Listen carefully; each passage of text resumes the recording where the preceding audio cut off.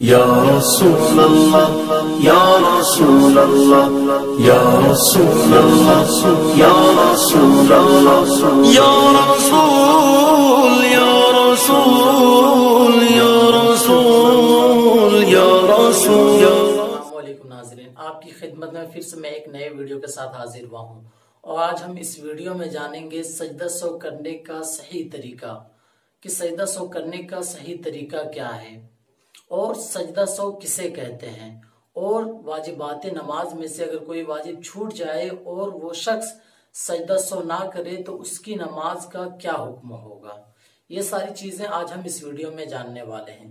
تو اگر آپ اسے جاننا چاہتے ہیں تو آخر تک ویڈیو ضرور دیکھیں، اور اگر آپ میرے چینل میں نئے آئے ہیں تو سبسکرائب کر لیں اور ساتھ میں بیل آئیکن کو بھی دبا دیں تاکہ اسی طرح کے معلومات آپ کو بآسانی ملتی رہے.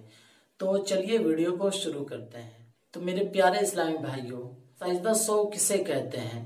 تو سجدہ سو کہتے ہیں کہ واجبات نماز میں سے اگر کوئی واجب بھول کر چھوٹ جائے تو اسی کو پوری کرنے کے لیے جو 200 کے سجدے کیے جاتے ہیں اس سجدے کو سجدہ سو کہتے ہیں. اب جانتے ہیں کہ سجدہ سو کرنے کا طریقہ کیا ہے.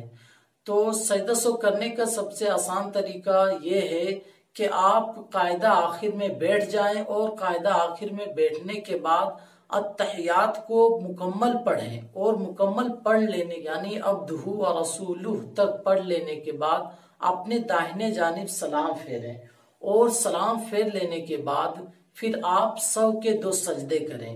جو سجدے کے تسبیحات ہیں یعنی سبحان ربی الاعلیٰ، اس تسبیح کو پڑھیں، اور آپ جب 2 سجدے کر لیں اس کے بعد پھر سے آپ قاعدہ آخر میں بیٹھ جائیں، اور قاعدہ آخر میں بیٹھ جانے کے بعد پھر سے آپ التحیات پڑھیں، اور التحیات پڑھ لینے کے بعد درود ابراہیم پڑھیں، اور درود ابراہیم پڑھ لینے کے بعد آپ پھر دعائے معصورہ پڑھیں، اور دعائے معصورہ پڑھ لینے کے بعد اپنی نماز کو پوری کریں. تو یہ ہوا سجدہ سو کرنے کا مکمل طریقہ. چلیے آپ جانتے ہیں کہ اگر واجبات نماز میں سے کوئی واجب چھوٹ جائے تو اور آخر میں سجدہ سو بھی نہ کرے تو اس کی نماز کا کیا حکم ہوگا. تو اس نماز کا حکم یہ ہے، نماز کو آپ دوبارہ پڑھیں، یعنی اس نماز کو آپ کو دوبارہ پڑھنا پڑے گا، اور اگر آپ نماز کو دوبارہ نہیں لوٹائیں گے تو آپ گنہگار ہوں گے، اس لیے کہ واجبات نماز میں سے کوئی واجب چھوٹ گیا ہے. تو میرے پیارے دوستو، میں امید کرتا ہوں آپ کو یہ معلومات اچھی لگی ہوگی اور سجدہ سو کرنے کا طریقہ معلوم ہو گیا ہوگا.